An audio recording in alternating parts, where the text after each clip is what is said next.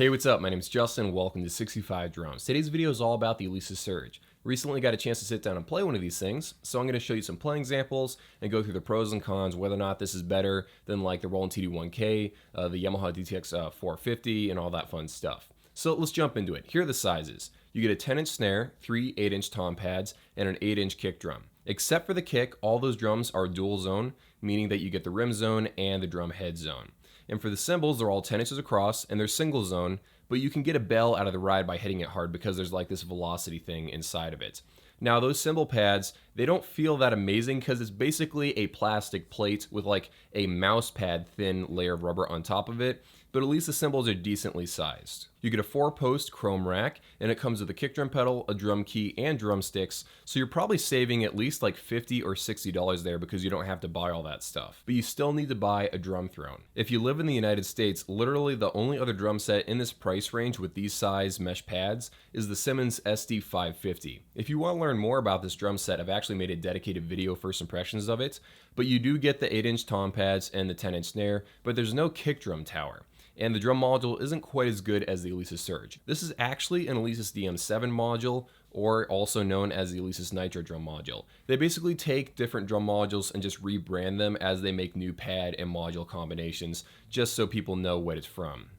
The module has 385 sounds and 40 kits. For ports, it gives you USB Midi, also Midi in and out, 2 extra inputs for cymbals or toms. It gives you a right and left 1/4-inch set of outputs, and an aux in port for connecting your phone or laptop so you can play along the songs. And then obviously the headphone jack. So as an overall package, the Surge drum set does have a lot of things going for it so far. It's the largest drum set you can buy with mesh pads, at least in the United States.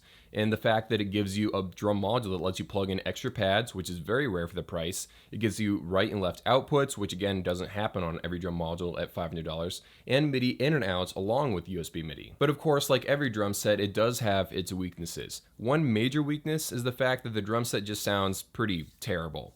Now, to be honest, all drum sets at $500, they sound terrible. You don't get decent drum sounds until like $1,000, maybe $2,000.